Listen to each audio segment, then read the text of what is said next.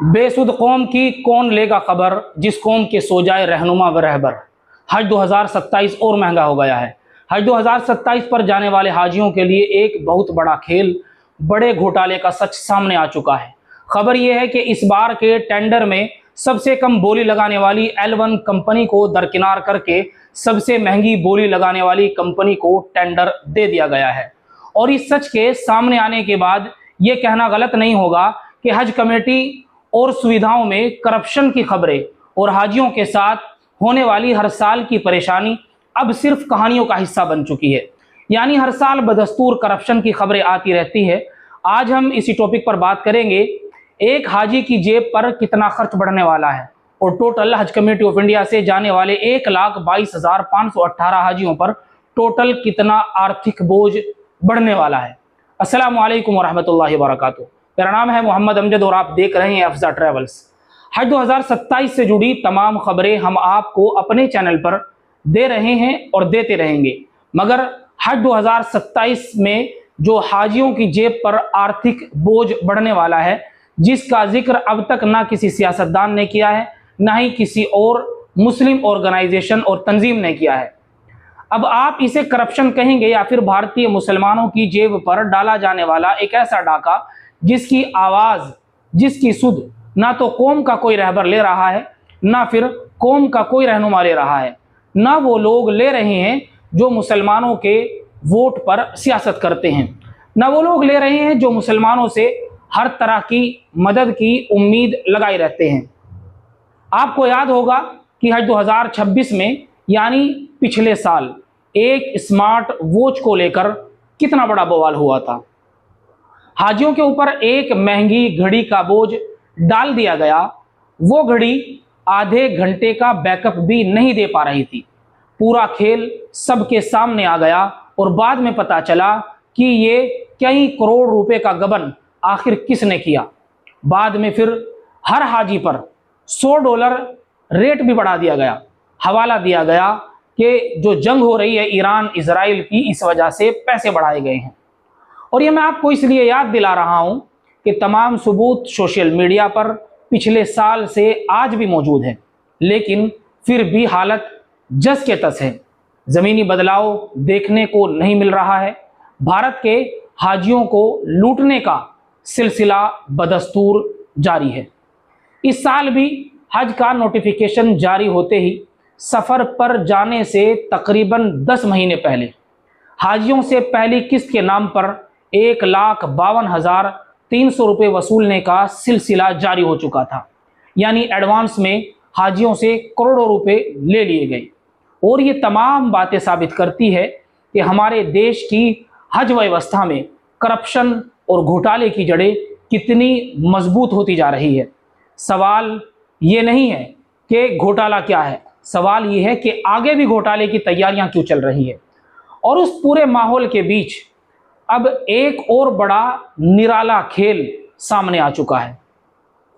खबर यह है कि इस साल भी L1 कंपनी को दरकिनार करके उसी कंपनी को दोबारा टेंडर थमा दिया गया, जो पिछले 2-3 सालों से भारतीय हाजियों का इंतजाम करते आ रही है और घटिया सर्विस के लिए बदनाम भी रही है, जिसकी घटिया बद इंतजामी के सबूत आज भी सोशल मीडिया पर मौजूद है। उसके बावजूद भी दोबारा फिर भारतीय हज कमेटी की क्या मजबूरी थी कि उसी कंपनी को टेंडर थमा देना था। पिछले साल यानी हज 2026 में मीना के कैंपों से, अराफात के खैमों से होटल की बद इंतजामी के सबूत सोशल मीडिया पर आज तक खूब तैर रहे हैं। और ये तमाम बद इंतजामी जिस कंपनी की तरफ से पिछले सालों में हुई है, दोबारा फिर उसी कंपनी को टेंडर दे दिया गया है। सवाल ये नहीं है कि इस कंपनी को टेंडर क्यों दिया गया, सवाल ये है इस कंपनी को महंगा टेंडर क्यों दिया गया। सबसे बड़ी हैरान करने वाली बात यह है कि इस कंपनी को बार बार और महंगा टेंडर किसके कहने पर और किसके इशारे पर दिया जा रहा है। और इस रहस्य को जानने के लिए फाइलों के पीछे छुपे हुए गणित को भारत के मुसलमानों को समझना पड़ेगा।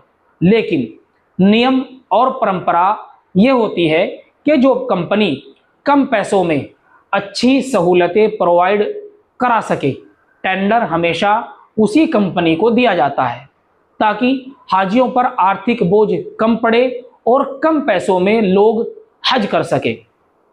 जब टेंडर की बोली लग रही थी तो सबसे कम रेट 8,717 सऊदी रियाल मशरिक अल मुतमईजा कंपनी ने प्रति हाजी की बोली लगाई। लेकिन वहीं दूसरी तरफ सबसे महंगी बोली लगाने वाली कंपनी और फैसिलिटी कम देने वाली कंपनी इशारा अल खैर, जिसने प्रति हाजी की बोली 9,777 सऊदी रियाल लगाई। यानी सीधा हिसाब था L1 कंपनी को चुनकर हाजियों के करोड़ों रुपए बचाए जा सकते थे। इस टेंडर में दोनों कंपनियों के बीच जो डिफरेंट है वो 1,060 सऊदी रियाल का अंतर आता है, जो भारतीय करेंसी के हिसाब से प्रति हाजी लगभग 27,000 रुपये बनते हैं। अब आप खुद अंदाजा करें कि 1,22,518 हाजियों से 27,000 रुपये प्रति हाजी ज़्यादा वसूले जाएंगे तो टोटल फ्रॉड और टोटल घोटाला कितने पैसों का सामने आ सकता है। आखिर इस कंपनी को टेंडर देने के पीछे क्या मजबूरी थी? मेरा गणित तो थोड़ा कमज़ोर है, इसलिए आप खुद हिसाब लगा लें कि 1,22,518 हाजियों से 27,000 रुपये प्रति हाजी ज़्यादा वसूले जाएंगे तो टोटल अमाउंट कितना बनता है। लेकिन आखिरी वक्त में एक फार्मूला निकाला गया, QCBS, quality and cost based selection. इस फार्मूले को आप भी आसान भाषा में समझिए। ये ठीक वैसे ही हुआ जैसे किसी टॉप करने वाले स्टूडेंट को इंटरव्यू में कम नंबर देकर बाहर कर दिया जाता है।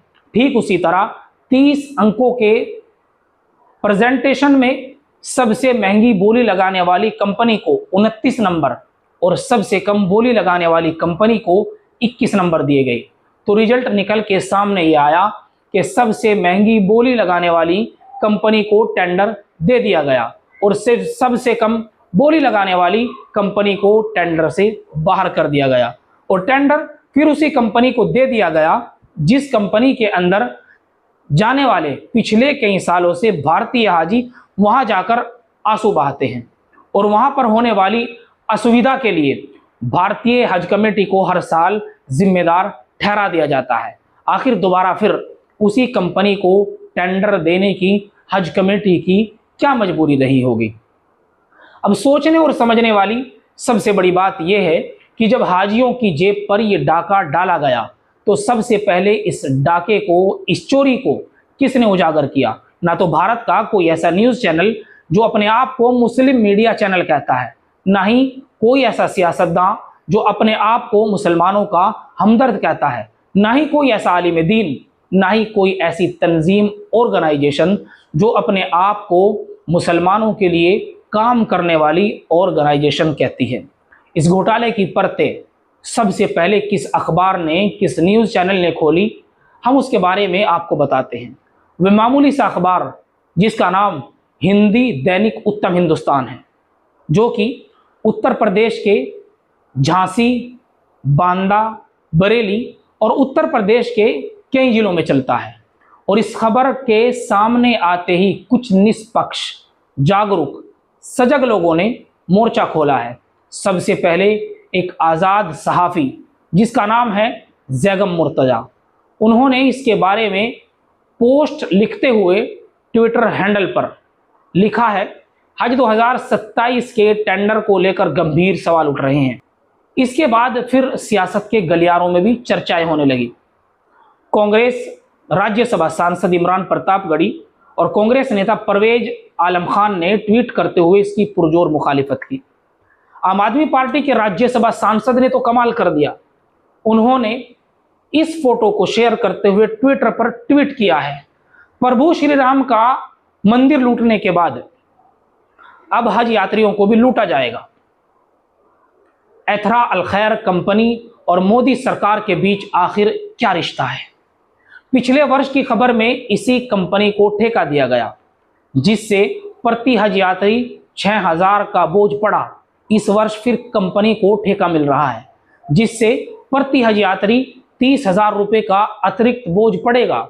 आखिर तकनीकी समिति की मंजूरी के बाद L1 की जगह L3 कंपनी को ठेका क्यों दिया गया? कितना कमीशन खाया गया है? नरेंद्र मोदी जी को टैग करते हुए राज्यसभा सांसद संजय सिंह ने यह सवाल भारत के प्रधानमंत्री से किया है। लेकिन इस पूरी कहानी के सबसे शर्मनाक और चौंकाने वाले पहलुओं को समझ जाइए। जब भी चुनाव आते हैं, स्टेज से तकरीरें होती है, चूर्ण बेचा जाता है, मुसलमानों को अपनी कोई सियासी जमात बना लेनी चाहिए, क्योंकि कोई गैर आपका दर्द नहीं समझेगा। मगर आज अपने कहने वाले भी मुसलमानों के इस दर्द को नहीं समझ रहे हैं। मगर आज यही मुस्लिम कौम ये पूछना चाहती है कि वे तथाकथित ताकतें जो आज किस बिल में जाकर छिपी है पता नहीं। उन तमाम सियासी पार्टी के रहनुमाओं से पूछना चाहता हूं कि जब आप सियासत में हैं, मुस्लिम कौम के वोटों की बात करते हैं, जब आज मुस्लिम कौम का पैसा ऐसे लूटा जा रहा है, तो आज आप सब खामोश क्यों हैं? आप सब से मुराद welfare party of India, SDPI, social democratic party of India, Asaduddin Owaisi जो भारत के मुसलमानों के सबसे बड़े हमदर्द कहलाते हैं, AIMIM और उनकी तरफ से किया जाने वाला ये कार्यक्रम कोई भी इसके ऊपर नहीं बोला है। All India Muslim personal law board, Majlis Mushawarat, Jamiat Ulama Hind, ये तमाम तंजीमें, इन तमाम तंजीमों के सदर वो फिर बिलखुसूस मौलाना महमूद मदनी, मौलाना अरशद मदनी, आखिर उनके कानों तक ये खबर क्यों नहीं पहुंची है? तमाम मिल्ली और कौमी और सियासी तंजीमों के रहनुमाओं पर, उनकी जुबानों पर आखिर क्यों ताला पड़ गया है? इस पूरे मामले पर खामोशी क्यों है कि जब मुसलमानों का इतना पैसा लिया जा रहा है, उन्हें सहूलतें क्यों नहीं दी जा रही है? और अगर वे आवाज़ उठाए और ये पैसा मुसलमानों की एजुकेशन पर लगाया जाए तो कितना बेहतर हो सकता है? इस मामले पर इन पार्टियों को, इन तंजीमों को वकीलों की फौज खड़ी करके सुप्रीम कोर्ट में रिट पिटीशन दाखिल करनी चाहिए थी, लेकिन वे खुद इस मामले से खुद को अलग किए हुए हैं। जिसे लेकर सड़कों पर उतरना चाहिए था, इस घोटाले और करप्शन को पूरे देश के सामने लाना चाहिए था, वे खुद मुंह छिपाए बैठे हुए हैं। आखिर ये रहस्यमय चुप्पी क्या साबित करती है? सिर्फ सियासी पार्टियों और मिल्ली तंजीमों ही से क्यों, जरा तथाकथित मुस्लिम मीडिया चैनलों का भी हाल देख लीजिए। इस पूरी लूट पर मेन स्ट्रीम मीडिया में ही नहीं, बल्कि यूट्यूब, फेसबुक और इंस्टाग्राम पर भी किसी का कोई वीडियो, कोई पोस्ट नज़र नहीं आ रहा है। मीडिया का भी मुकम्मल ब्लैक आउट इससे आखिर किस लिए है?